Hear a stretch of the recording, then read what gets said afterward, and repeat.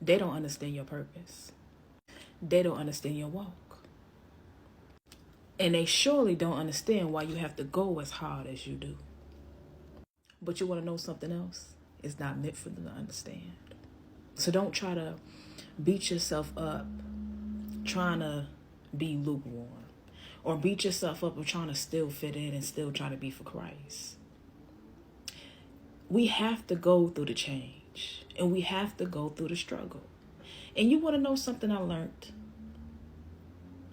walking with Christ is that we want the strength, but we don't want to go through the struggle. But the struggle is what gives us the strength. Hold on, y'all. I see it, y'all. Chill on me. Back to what I was saying. But the struggle is the things that we are struggling to let go of. And the first struggle is out with the old and in with the new, and crucifying this flesh and being reborn fully with Christ. But God already knows that we're going to struggle. He knows that we're going to, backslide. He already knows these things. But guess what? That leaves a path for him to help us, to strengthen us, to let us know he is right there with us, right? And it also gives him the glory through it all, because he is walking with us, counseling with us, talking with us, and comforting with us, right? Comforting us. And it teaches us things about ourselves that is not about him, which kind of is uncomfortable. But guess what? We have to get comfortable with the uncomfortable. You get what I'm saying? We have to outgrow what we are so comfortable with. And that's how we find ourselves within Christ, when he started to strip away things that we was supposed to pick along the way in the first place, right?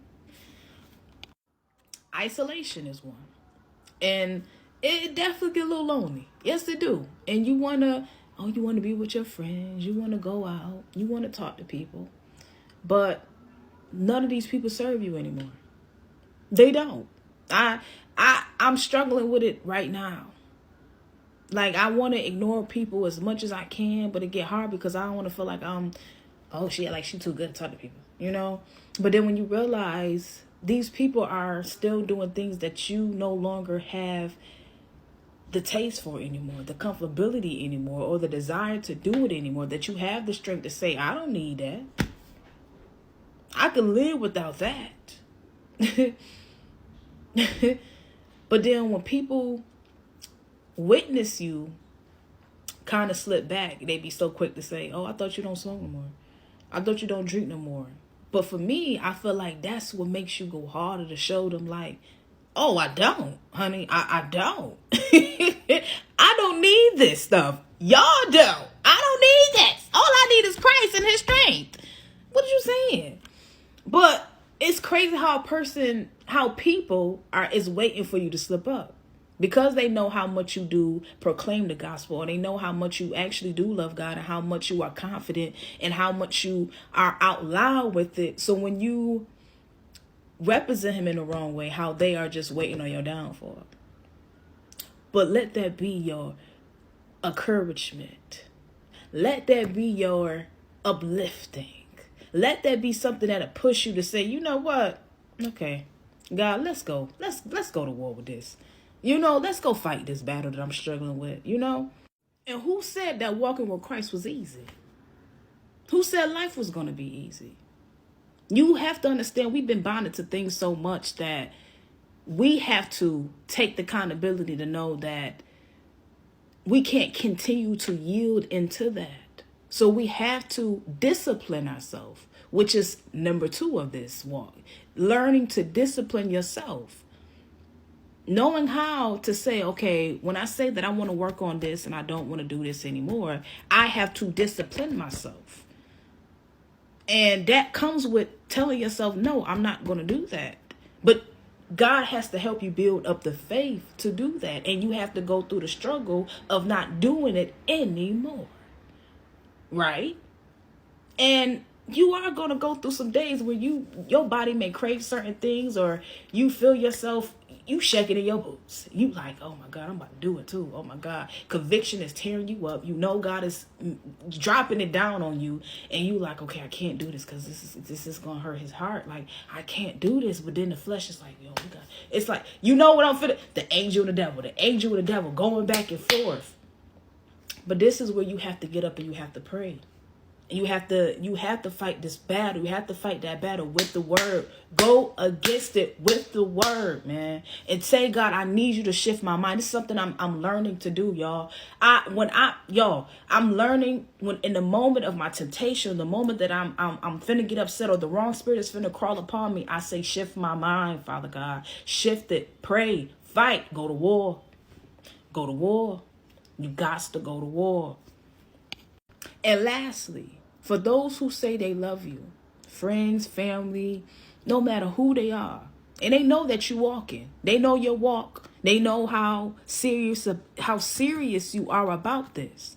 But if they influence you to sin, or they influence you to do something that's not of God, that ain't love, baby. That's not love.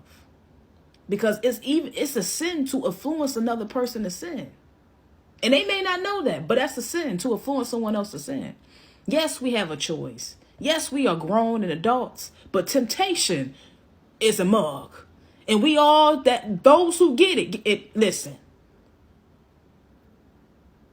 So be around people that's going to encourage you, pray with you, and want to see you grow with Christ. They want to see you do better. They want to see you outgrow your old habits. They want you to not go into your old ways. But if they encourage you to do something you know that you're working towards to not do, and they influence you, baby, they got to go.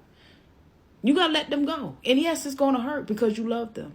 And you so used to, doing the things you used to do.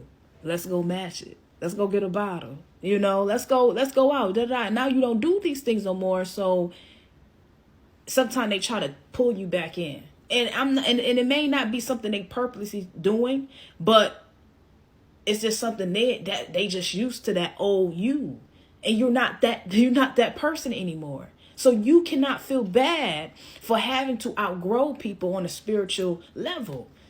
Don't feel bad and don't beat yourself up.